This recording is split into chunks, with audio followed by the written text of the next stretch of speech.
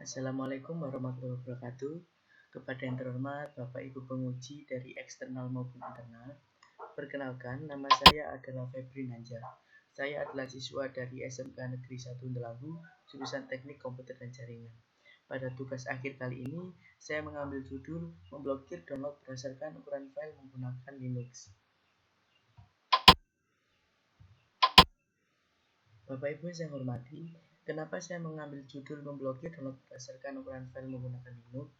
Latar belakangnya adalah tidak sadarnya manusia akan pentingnya menggunakan sumber internet dengan bijaksana dan keinginan untuk membatasi download yang tidak begitu penting.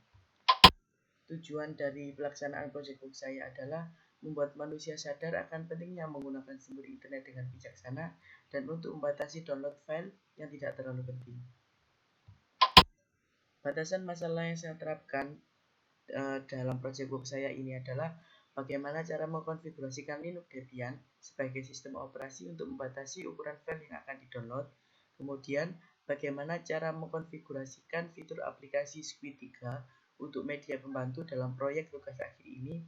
Dan yang terakhir adalah konfigurasi Linux Debian dan Squid 3 menggunakan mode teks. Alat dan bahan yang saya gunakan untuk menyelesaikan proyek book ini adalah yang pertama komputer server, kemudian kabel UTP, konektor RJ45, komputer klien, network kabel tester, dan tang crimping.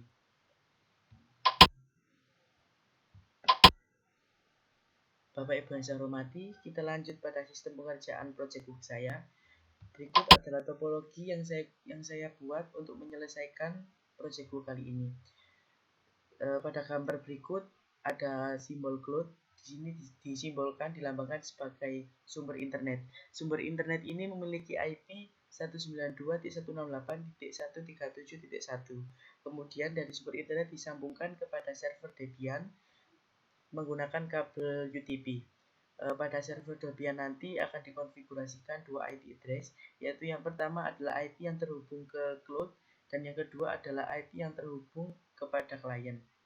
Untuk IP yang dihubungkan kepada sumber internet atau cloud, IP-nya adalah 192.168.137.2 dan IP yang kita hubungkan ke klien nanti adanya adalah 192.168.10.2. Setelah itu kita sambungkan kabel UTP ke dalam menuju komputer klien, dan pada komputer klien kita atur IP-nya dengan IP 192.168.10.3. Berikut adalah flowchart yang saya buat dalam menyelesaikan project book kali ini. Dimulai dari proses start atau permulaan, mempersiapkan segala alat dan bahan, kemudian menuju ke instalasi Debian dan instalasi Windows 7. Instalasi Debian sendiri nanti akan dilaksanakan pada komputer server. Kemudian untuk instalasi Windows 7-nya akan diinstal pada komputer klien.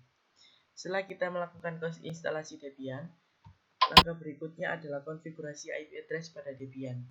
Sebelumnya pada topologi tadi sudah saya jelaskan bahwa nantinya dari komputer server ini akan diatur dua IP, yaitu yang pertama adalah IP yang terhubung ke sumber internet dan yang kedua adalah IP yang terhubung ke klien. Selain konfigurasi IP, saya juga mengkonfigurasikan DNS pada Debian. Di sini saya menggunakan DNS name server 8.8.8 atau di sini disebut DNS Google. Setelah konfigurasi IP address pada Debian, saya juga mengkonfigurasikan IP address pada Windows 7. Karena tadi pada sistem operasi server yang terhubung ke klien IP-nya adalah 10.2, maka pada IP komputer klien bisa disetting sesuai dengan rank IP-nya.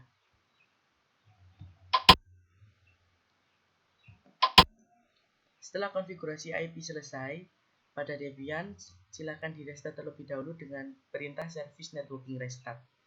Jika sudah selesai, coba uji konektivitas dengan komputer klien dengan cara ping IP klien, bisa juga dengan ping IP Google, kemudian juga ping IP cloud. Setelah konfigurasi IP address dan uji ping berhasil, langkah selanjutnya adalah konfigurasi routing. Konfigurasi routing ini dilakukan agar komputer klien nantinya dapat terhubung ke server dan juga dapat terhubung ke cloud secara otomatis. Konfigurasi ini dilakukan dengan cara men-setting firewall-nya. Kita masuk ke dalam repository rc.local, yaitu menambahkan script IP tables maintain nat min a post routing min o eth0 min c masquerade. Setelah konfigurasi routing, langkah selanjutnya adalah instalasi SQUID3. SQUID3 adalah suatu aplikasi proxy yang digunakan pada sistem operasi Debian. SQUID3 merupakan aplikasi proxy yang sangat handal dan banyak digunakan pada sistem operasi server Linux Debian.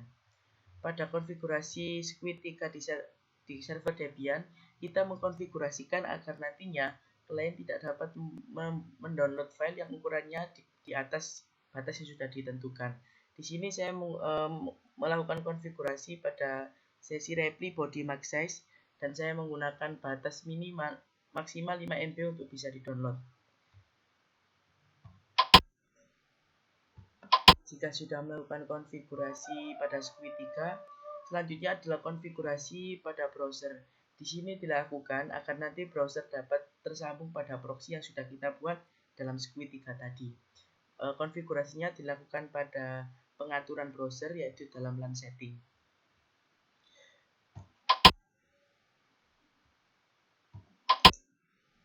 Setelah konfigurasinya sudah dilakukan pada browser, langkah selanjutnya adalah pengujian. Pengujian ini dilakukan dengan cara mendownload file yang ukurannya di atas 5 MB. Dan jika kita mendownload file yang ukurannya di atas 5 MB, maka hasilnya seperti berikut, yaitu tertulis pesan error, yaitu the request or reply is too large. Artinya adalah kita tidak bisa mendownload file tersebut karena ukurannya terlalu besar.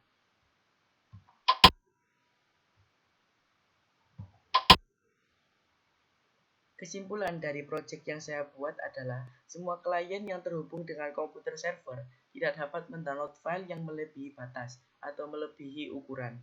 Kemudian, penerapan sangat menguntungkan jika diterapkan di lab TKJ SMK Negeri 1 Delanggu. Kenapa demikian? Karena jika ini diterapkan pada lab SMK Negeri 1 Delanggu, maka dipastikan siswa tidak akan melakukan aktivitas download yang tidak terlalu penting. Jadi, bisa dipastikan nantinya siswa akan fokus melakukan pelajaran dan mendengarkan penjelasan dari guru. Sekian presentasi yang bisa saya sampaikan mengenai proyekku kali ini. Saya ucapkan terima kasih atas perhatiannya dan mohon maaf jika ada kesalahan dalam pengucapan kata. Saya akhiri, wassalamualaikum warahmatullahi wabarakatuh.